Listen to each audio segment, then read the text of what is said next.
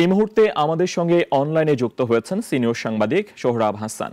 সমকালীন নানান ঘটনা পরম্পরা নিয়ে তার মতামত জানব। সোহরাব হাসান, আপনাকে স্বাগত জানাচ্ছি এবং ধন্যবাদ জানাচ্ছি আমাদের সঙ্গে অনলাইনে যুক্ত হওয়ার জন্য। আপনার কাছে প্রথম প্রশ্ন, পলাতক প্রধানমন্ত্রীর বক্তব্য এবং ঢাকা এবং ঢাকার বাইরে ওই বক্তব্যের সহিংস প্রতিক্রিয়া নিয়ে সামগ্রিকভাবে আপনার অবস্থান কি? ধন্যবাদ। সামগ্রিকভাবে তো এই বিষয়টি উদ্বেগজনক বলতে হবে। সরকারের বিবৃতিতেও প্রেসিডেন্ট থেকে যে বিবৃতি দেওয়া হয়েছে তাতেও কিন্তু এটি অনবরত অনাকাঙ্ক্ষিত বলা হয়েছে। জি, এটিকে বলা হয়েছে যে ক্ষুব্ধ প্রতিক্রিয়া। একটা হচ্ছে ক্ষুব্ধ প্রতিক্রিয়া, আর একটা হচ্ছে আইন শৃঙ্খলা রক্ষার বিষয়ে তার জনগণের জানমালের রক্ষার দায়িত্ব কিন্তু সরকারের। সরকার সেটা কতটা পালন করেছে সেই প্রশ্ন আসবে। সরকার সাবেক প্রধানমন্ত্রী শেখ হাসিনা যাতে বিদেশ থেকে অর্থাৎ ভারতে থেকে উস্কানিমূলক বক্তব্য না দেন, বলা হয়েছে বিবৃতিতেও বলা হয়েছে যে এই উস্কানিমূলক বক্তব্যের কারণেই ক্ষুব্ধ প্রতিক্রিয়া দেখিয়েছে জনগণ, ছাত্র জনতা, এবং 32 নম্বর বাড়ি ভেঙে দেওয়া হয়েছে। তার সরকারের পক্ষ থেকে ভারতকে তো এই প্রতিবাদ, যে সেখানে সেখানে আশ্রয় গ্রহণকারী সাবেক প্রধানমন্ত্রী যাতে কোনো বক্তব্য বিবৃতি বা কথা না বলেন, সে কথাটা যদি একদিন আগে সরকার ভারতকে এই অনুরোধ জানাতো, তারা শুনতো কিনা সেটি পরের কথা। তাহলে হয়তো এই সরকারের ভাষায় অনভিপ্রেত অনাকাঙ্ক্ষিত ঘটনা এড়ানো যেত। আর শুধু তো 32 নম্বর না, দেশের কিন্তু বিভিন্ন স্থানে এই ঘটনা ঘটেছে। বিভিন্ন আওয়ামী লীগ নেতাদের বাড়িঘর ভাঙা হয়েছে, বঙ্গবন্ধুর মুরাল ভাঙা হয়েছে। এখন আইন শৃঙ্খলার বিষয়টি কিন্তু সরকারের নিজস্ব এবং দেখা উচিত। আমরা দেখলাম যে সেখানে সেনার সদস্যরা আসলেন, নিরাপত্তা দেন, এবং প্রথমে যারা বিক্ষোভ জানাতে সেখানে গিয়েছিলেন, করছিলেন, তারা কিন্তু চলে আসে। পরবর্তীকালে তারা কারা গেলেন সেটাও প্রশ্ন আছে। সুতরাং একটা হলো হচ্ছে যে উপদেষ্টা মাহবুজ আলম তিনি একটি বিবৃতি দিয়েছেন। তিনি কিন্তু বলেছেন যে এই ভবন ভাঙার চেয়ে যুক্তি, তর্ক, জ্ঞান দিয়েই প্রতিপক্ষকে মোকাবেলা করা, স্বৈর শাসক বা ফ্যাসিবাদকে মোকাবেলা করা আরো সেটাই হচ্ছে শ্রেয়।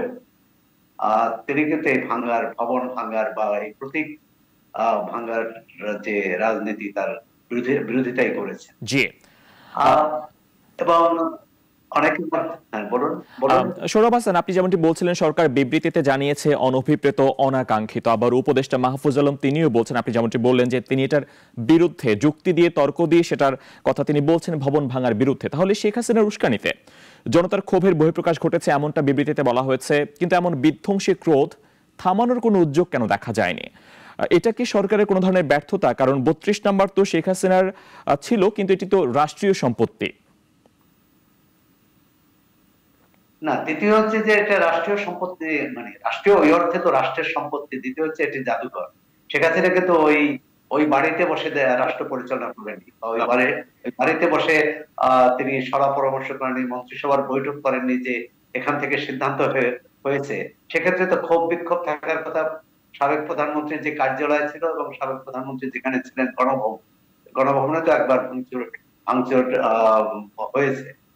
আসলে এটা আইন শৃঙ্খলার সোহরাব হাসান, তখন তো সরকার ছিল না যখন শেখ হাসিনা পালিয়ে গেলেন বাংলাদেশ ছেড়ে ভারতে, তখন তো সরকার ছিল না। সরকারবিহীন সময়ে 32 নম্বর পোড়ানো হয়েছে, সরকারবিহীন সময়ে গণভবনে লুটপাট চলেছে, ভাঙচুর হয়েছে, ক্রোধের বহিঃপ্রকাশ ঘটেছে। এখন তো সরকার রয়েছে। আমি আপনার কাছে আবারও আসবো। আমাদের একজন প্রতিনিধি রয়েছেন বরিশালে, তন্ময় তপু। সেখানেও হয়েছে বরিশালের সাদিক আব্দুল্লাহর শ্রেণিয়াবতের ভবন এবং জীবনানন্দ দাস সড়কের আমির হোসেন আমর বাসভবন বুলডোজার দিয়ে গুঁড়িয়ে দিয়েছে জনতা। একটু আমাদের সেখানে প্রতিনিধি তন্ময় তপু আমাদের সঙ্গে যুক্ত হচ্ছেন। আপনার কাছে জানতে চাইবো সেখানে আপনি এখন কি পরিস্থিতি দেখছেন, তন্ময় তপু?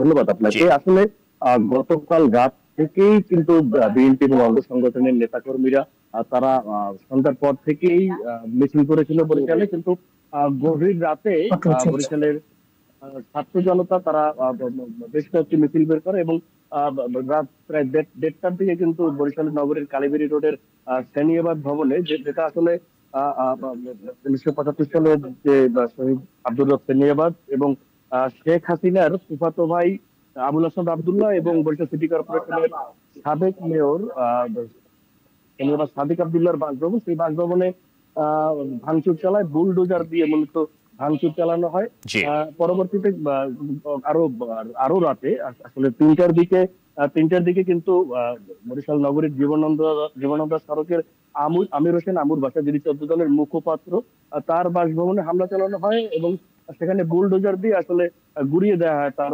বাসভবন। আজ আজ সকালে আমরা দেখেছি যে বরিশাল প্রেস ক্লাবের চত্বরে অবস্থানরত বঙ্গবন্ধু শেখ মুজিবুর রহমানের যে মুরালটি রয়েছে, সেই মুরালটি ভেঙে দিয়েছে ছাত্র জনতা। তারা কিন্তু জানিয়েছেন যে আসলে ফ্যাসিবাদ যে সরকার ছিল, আওয়ামী লীগ সরকার, সেই সরকারের কোনো চিহ্নই তারা রাখতে চাচ্ছে না। সবশেষ আমরা কিন্তু বরিশাল নগরীতে দেখেছি যে আজ সন্ধ্যায়ও কিন্তু বিএনপি এবং অঙ্গ সংগঠনের নেতাকর্মীরা আওয়ামী লীগের বিরুদ্ধে নানা স্লোগান দিয়ে মিছিল করছে। তারা চাইছেন যে বিগত যে জি আওয়ামী লীগ সরকার ছিল, সেই সরকারের কোনো চিহ্নই আসলে তারা রাখতে চাচ্ছেন না এই দেশে, এমনটা তারা বলছেন।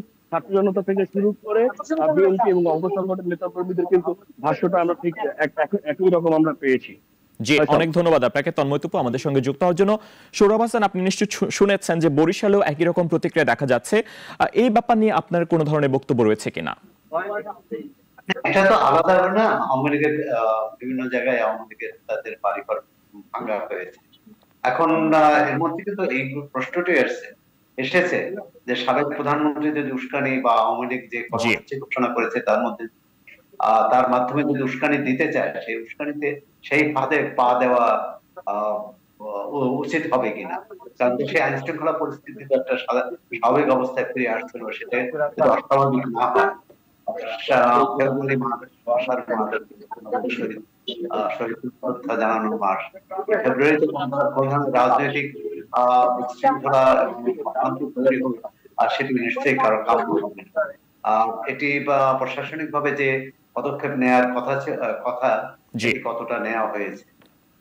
কারণ যেসব বাড়িঘর ভাঙা হয়েছে, সেই বাড়িঘর তো কোনো দোষ করেনি। সেখানকার যারা এই বাড়িঘরে যারা থাকতেন বাসিন্দা, তাদের বিরুদ্ধে আইনি ব্যবস্থা নেওয়া হয়েছে, অথবা সরকার যদি মনে করে আরো কারো বিরুদ্ধে নেওয়া। কিন্তু বাড়িঘর ভাঙা, এটি তো আইন হাতে তুলে নেওয়া হয় নিশ্চয়ই জি না, সরকার। আইন হাতে তুলে নেওয়া বলছেন সৌরভ হাসান। আমি আপনার কাছে একটু জানতে চাই যে শেখ হাসিনা তার ভাষণে তিনি উস্কানিমূলক বক্তব্য রাখতে পারেন, সেটার কারণে প্রতিবাদে ক্রোধে সব ভেঙে ফেলা হয়েছে। শেখ হাসিনার ভাষণ নিশ্চয়ই আপনি শুনেছেন, সেখানে উস্কানিমূলক কি কি উপাদান পেয়েছেন? কোন বিষয়টা সবচেয়ে বেশি ভয়ঙ্কর মনে হয়েছে আপনার কাছে শেখ হাসিনার ভাষণের অংশে? আমি পুরো ভাষণ শুনিনি, তবে তার এই ভাষণটি আহ খুবই বিরক্তিকর। কারণ তিনি মনে হয়েছে তিনি ভাষণটি দিয়েছেন, তিনি বাংলাদেশে এখনো ক্ষমতায় আছেন, আর সেই শুরু করেছেন 47 থেকে, এবং তার পারিবারিক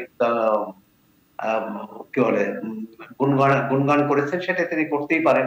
জি কিন্তু জুলাই আগস্টে বড় একটি অভ্যুত্থান, জনগণের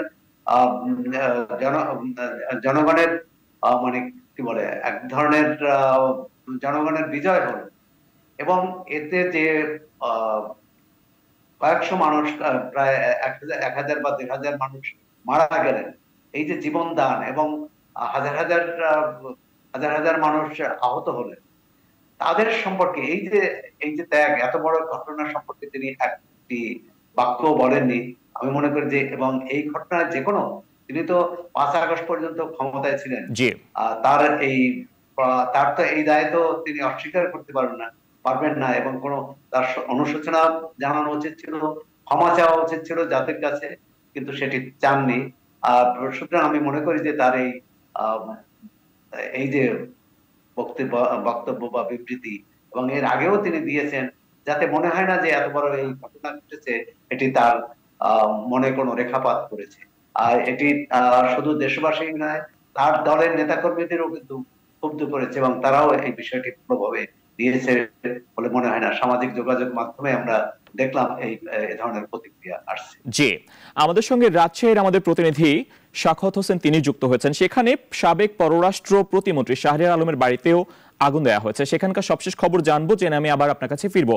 সাখাওয়াত, আপনি নিশ্চয়ই রয়েছেন, কেমন পরিস্থিতি দেখছেন সেখানে?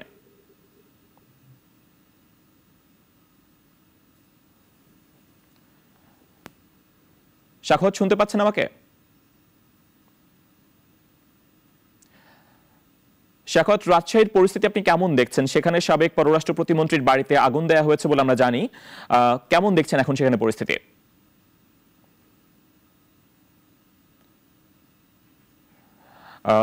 সৌরভ হাসান, আমি একটু আবার আপনার কাছে আসতে চাই। আমাদের প্রতিনিধি, তার সংযোগে নিশ্চয় কোনো সমস্যা হচ্ছে, পরবর্তীতে নিশ্চয় যুক্ত হব।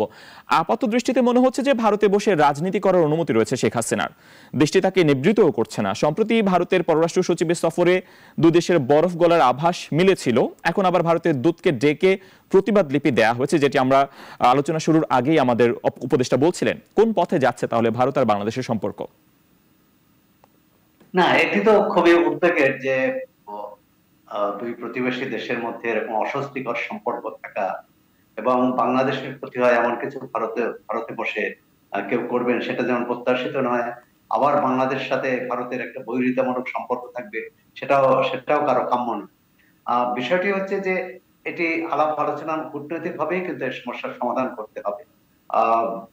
পররাষ্ট্র উপদেষ্টা কিন্তু বলেছেন যে বাংলাদেশ ভারতের ভারত বাংলাদেশের জন্য ক্ষতিকর কোনো কাজ ভারত এটাকে প্রশ্রয় দেবে না, এটি আশা করি। সেক্ষেত্রে আমি মনে করি যে এটা কূটনৈতিক ভাবে আলোচনা করা। আর ভারতীয় হাইকমিশনের একজন কর্মকর্তাকে এখানে ডেকে এই বার্তাটি পাঠানো হয়েছে, এর আগেও পাঠানো হয়েছে। এটি তো আনুষ্ঠানিকতা। এবং তখন আবার ভারত থেকে বলা হচ্ছে যে ভারত আসলে শেখ হাসিনাকে যোগাযোগ করার কোন ধরনের যন্ত্র দেয়নি। শেখ হাসিনা হয়তো বা ব্যক্তিগত যোগাযোগ যন্ত্র ব্যবহার করে এই যোগাযোগগুলো তিনি করছেন। তাহলে এখনকার সময়ে আমাদের দিক থেকে ভারতকে যে অনুরোধ করা হয়েছে সেটি তারা মানবে কিনা? বাংলাদেশের মানুষকে ক্ষুব্ধ করবে, বা তরুণদের, বিশেষ করে ছাত্র তরুণরা যারা এই গণ অভ্যুত্থান ঘটিয়েছে, তাদের তো ভাই হারিয়েছেন, বন্ধু হারিয়েছেন, তাদের মধ্যে ক্ষোভ থাকা স্বাভাবিক। বরং সাবেক প্রধানমন্ত্রী যদি এই অভ্যুত্থানের এই যে গভীরতা, যে আন্দোলন, এবং যে কারণে তাকে দেশ ছাড়তে হলো, শুধু ক্ষমতা নয়, তাকে দেশ ছেড়ে চলে যেতে হলো, সুতরাং তার এটি উপলব্ধি হওয়া উচিত। এবং দলের কোন নেতার মধ্যে তো সেই উপলব্ধি দেখি আমরা তাদের সামাজিক যোগাযোগ মাধ্যমে তারা তাদের বক্তব্য বিবৃতিতে। কিন্তু সাবেক প্রধানমন্ত্রীর এই বক্তৃতায় তার কোনো ছায়া ছিল না। তাই মনে করি যে এই বক্তৃতাটা খুবই মানুষকে মোটেই তার দলের নেতাকর্মী তো উৎসাহিত করবে না, বরং তাদের বিপদের মুখে ফেলে দেওয়া হলো। জি, আমাদের সঙ্গে রাজশাহীর প্রতিনিধি আবারও যুক্ত হয়েছেন। সাখাওয়াত হোসেন, আপনার কাছে প্রশ্ন, সেখানে আপনি পরিস্থিতি কেমন দেখছেন? শাহরিয়ার আলম সাবেক পররাষ্ট্র প্রতিমন্ত্রী, তার বাড়িতে আগুন দেওয়া হয়েছে, এখনকার সেখানে পরিস্থিতি কি? রাজশাহীতে যদি আমরা বলি, গতকালকে থেকে পরিস্থিতি, গতকাল রাত 9টার দিক থেকে রাজশাহী বিশ্ববিদ্যালয়ে যে শেখ হাসিনা এবং তার পরিবারের যে নামগুলো, সদস্যদের যে নামে হলের নাম ছিল বা ভবনগুলোর নামগুলো ছিল, সেগুলো কিন্তু বিক্ষুব্ধ ছাত্র জনতারা ভেঙে ফেলেছে। সকালে রাজশাহী কলেজে যে বঙ্গবন্ধু মুরাল ছিল সেটি কিন্তু তারা ভেঙে ফেলেছেন, এবং এখানে যে আওয়ামী লীগ নেতাদের নামে যে ভবনগুলো নামকরণ করা ছিল সেগুলো কিন্তু তারা ভেঙে নতুন ভাবে তাদের যে ছাত্র জনতা যে গণ অভ্যুত্থানে শহীদ হয়েছে তাদের নামগুলো যুক্ত করা হয়েছে। এদিকে দুপুরবেলা যে রাজশাহী শাহরিয়ার আলমের বাড়ি, সেখানে কিন্তু বিক্ষুব্ধ জনতা তার বাড়িতে হামলা এবং ভাঙচুর করে এবং পরে অগ্নিসংযোগ করে। কিন্তু আমরা যে ফায়ার সার্ভিসের সাথে কথা বলেছিলাম, দুপুর 1:30 নাগাদ সে আগুন নিয়ন্ত্রণে এসেছে। তবে এখন পর্যন্ত রাজশাহীর পরিস্থিতি শান্ত রয়েছে, নতুন করে আর কোথাও হামলা বা ভাঙচুরের ঘটনা ঘটেনি। জি, অনেক ধন্যবাদ আপনাকে আমাদের সঙ্গে যুক্ত হওয়ার জন্য। সৌরভ হাসান, আমরা দেখতে পাচ্ছি শেখ হাসিনা ভাষণ দিয়েছেন, ভাষণ দিবেন, সেই প্রতিক্রিয়ায় এগুলো ঘটছে।